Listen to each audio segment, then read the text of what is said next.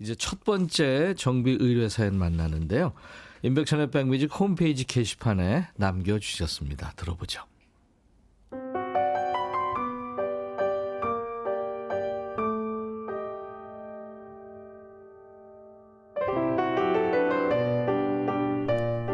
저는 첫 결혼이 마음처럼 잘 안 됐고요. 4년 전에 재혼해서 잘 살고 있습니다. 저한테는 아들 하나, 딸 하나가 있었고 남편은 늦은 나이에 초혼이었어요. 지인 소개로 만나 결혼식을 올린 뒤 저희 부부는 부부끼리, 아이들은 각자 독립해서 살고 있죠.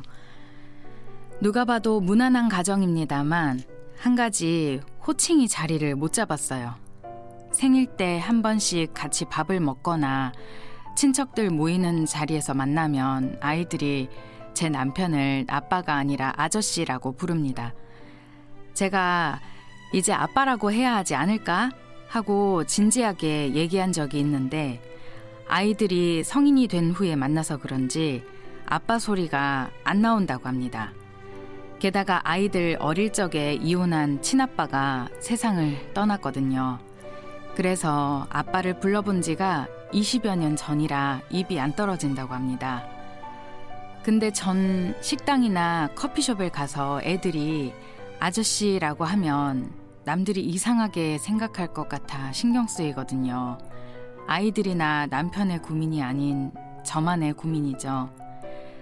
저희 집은 언제가 되어야 온전한 가정으로 보일까요? 나중에 아이들 혼사도 있을 거고 집안 행사도 많이 열릴 텐데 그때 가서는 아빠라고 부를까요? 아이들을 설득해야 할지 그냥 놔둬도 되는 건지 고민입니다. 아이들이 그러니까 성인이 된 후에 재혼한 네. 분의 사연이었네요. 4년 정도 지났고. 아이들 호칭 문제 때문에 지금 이제 고민인데. 그렇죠. 네, 고민될 만해요. 예. 예. 이거 어떻게 해야 될까요? 만약에 새 아버지가 되신 분이 아버지 소리를 듣고 싶어서 막 그것 때문에 섭섭해하고 그러는지가 일단 궁금하네요. 아, 그렇죠. 네. 그것 때문에 진짜 스트레스 받고 네. 그러면. 그냥 얼핏 생각하기에는 제가 만약에 이분들의 자손이라면 아버지라는 소리 잘 안 나올 것 같은데. 그래서 저도 성인들 그러니까요. 입장에서 저도 어른이 돼서 만났으면 근데 아저씨는 좀 아저씨. 아마 장가 가고 시집 갈 때는 남들 보는 눈도 있으니까 아버지라고 할 건데 예. 예. 서류상으로도 다 정리돼 있는 거죠. 그렇죠. 예, 그거를 전제로 하고 어떨 것 같으세요? 저는 제가 만약에 그 재혼한 남자 입장이라면 네.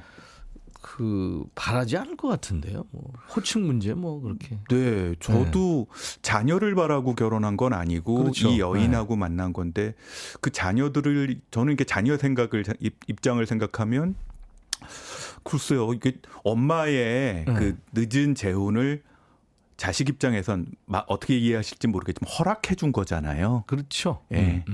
허락해 줬는데 거기다가 아빠라고까지 불러야 되기를 바라면 뭐 언젠가는 할 수도 있는데 엄마 입장에서는 좀 뭐라 그럴까 기다리시는 게 좋지 않을까 하는 생각이 좀 들어요. 제가 아들이라면 저 성깔 있거든요. 짜증날 것 같아요. 퍽이나 성깔이 있으시겠어요. 저 성깔 있어요. 알았어요. 네. 아, 저도 사실 그 한 교수님 말씀에 동의합니다. 좀 기다려 주시는 게 좋을 것 같아요. 좀 더 시간이 지나고 이제 어차피 이 자녀들, 그러니까 손주들은 할아버지라고 부르고 있을 가능성이 크거든요. 이제 생기면. 그렇죠. 그러면 뭐 자연스럽게 더 익숙해져야죠.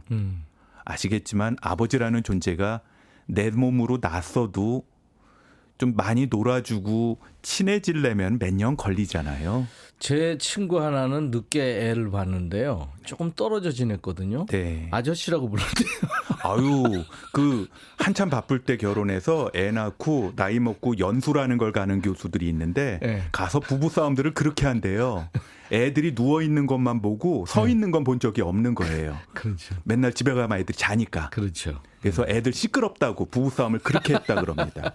아마 이 새아빠도 그거 다 알고 이해하고 계실 것 같다는 생각이 듭니다. 근데 지금 당사자인 남편의 마음은 모르겠습니다만 사연 주신 분 그 혼자만의 고민이라고 이렇게 알려주셨네요.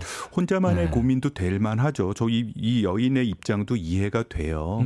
이게 새로운 사람을 만나서 그분하고 친구들 같으면 네. 중간에 뭐 사별이나 이혼을 안 했으면 몇십 년의 기간을 이렇게 딱 따라잡고 싶은 마음이 있거든요. 그렇죠. 그렇죠. 근데 그거는 기다리시면 너무 되지 완벽하길 않을까. 바라는 네. 것보다 좀 기다리시는 게 그래서 이제 자연스럽게 아빠는 소리가 나올 수 있다면 뭐 다행이고 안 그래도 뭐 실망할 그렇죠. 건 없을 예. 것 같아요. 그리고 이 남편은 보니까 아빠 해본 적 없는 남자인데 좀 아저씨 소리 듣다가 조금 익숙해지면 그때 가서 아빠 네. 소리 자식들한테도 나올 거고 뭐 그럼 친해지면 받아들일 거예요. 술 한잔 하다가 이제 또 뭐 그럴 수도 있고요. 그리고요, 이건 비밀인데 이제 나중에 호적 정리 다 끝나고 네. 좀 물려받을 거 있으면 자연스럽게 아빠라고 할 겁니다.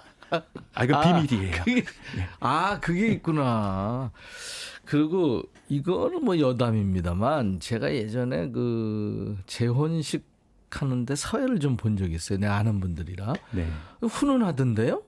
그럼요. 다 큰 네. 성인 이제 자식들이 각자 네네. 있더라고요.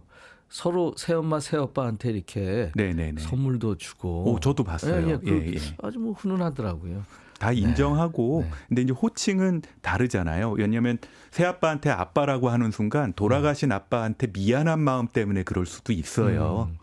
김천주 씨가 제 친구도 부모님도 재혼 가정인데 아저씨라고 부르던데요.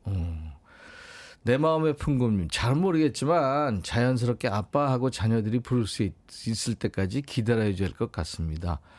응답하라 1988에서 선우처럼요. 네. 맞네요. 그 드라마. 사실 드라마가 우리 사는 얘기죠. 맞습니다. 예. 최영식 씨, 남의 시선 신경 쓰지 마세요. 자녀분들이 마음으로 받아들일 날이 올 겁니다. 안 와도 뭐 상관없고요. 받아들였을 거예요. 호칭만 조금 그렇죠, 늦게 그렇죠. 오는 거죠. 고건호 씨, 저희 집도 같은 경우인데, 아저씨는 너무 거리감이 있는 것 같아서 귀엽게 아찌 이렇게 불러요. 귀엽네요. 3704님, 남들 시선 신경 안 쓰면 좋겠습니다. 저희는 아이들이 삼촌이라고 부르는데 강요하지는 않고 있어요. 삼촌.